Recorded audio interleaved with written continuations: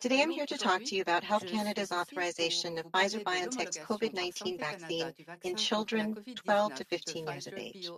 This is the first vaccine authorized in Canada for the prevention of COVID-19 in children and marks a significant milestone in Canada's fight against the pandemic. Health Canada received Pfizer-BioNTech's submission for this expanded indication on April 16. After completing a thorough and independent scientific review of the evidence, the department determined that this vaccine is safe and effective when used in this younger age group.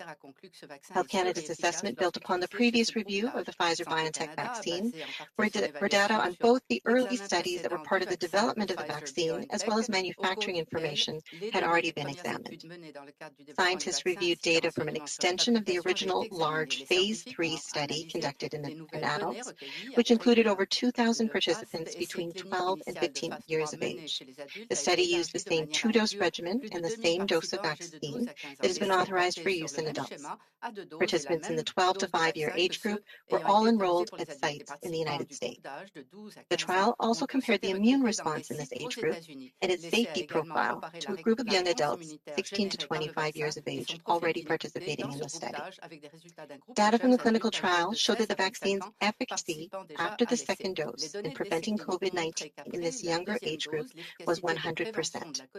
There were over 1,000 people in each of the two groups, one that did not receive the vaccine and one that did. In the group that did not receive the vaccine, there were 18 cases of COVID-19, and in the group that received the vaccine, there were 0.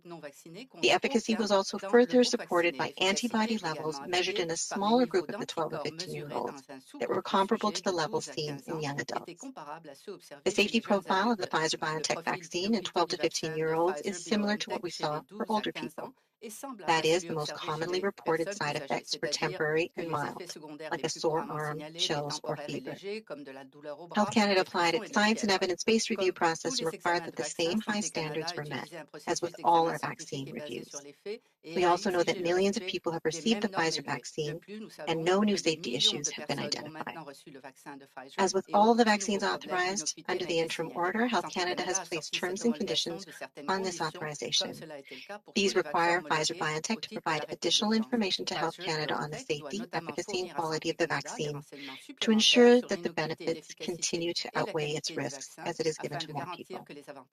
Health Canada and the Public Health Agency work together with the provinces and territories, as well as the manufacturer and regulators around the world, to constantly monitor the safety of vaccines. We know that the system works to quickly identify even the very rare and unexpected side effects. Although this is the first vaccine authorized for children, other manufacturers of the vaccines authorized in Canada are conducting or planning studies in adolescents and younger children, including children from 6 months to 11 years of age. As soon as we receive these submissions, Health Canada will expedite their review. Since the beginning of the pandemic, approximately 20% of cases of COVID-19 in Canada have been reported in people under the age of 19. While younger people are less likely to experience serious cases of COVID-19, having access to a safe and effective vaccine will help control the disease's spread to their families and friends, some of whom may be at higher risk of complications. It will also support the return to a more normal life for our children, who have had such a hard time over the past year. In keeping with our commitment to openness and transparency, Health Canada is publishing multiple documents related to this decision, including a revised Canadian product monograph and a high-level summary of the evidence that we reviewed. All of this information can be found at covid-vaccine.canada.ca. Now that we have millions of safe and effective vaccines rolling out across the country, I'm sure people will want to know more about when they will be available, especially for this age group. Our colleagues at the Public Health Agency of Canada will be holding their weekly technical briefing on rollout logistics tomorrow, where they can take some of those questions. Today's authorization is very good news, and we are starting to see the light at the end of the tunnel, but until the majority of Canadians are vaccinated, we need to continue to be diligent about following public health guidelines. That means keeping our physical distance, continuing to wear a mask, and washing our hands. Thank you.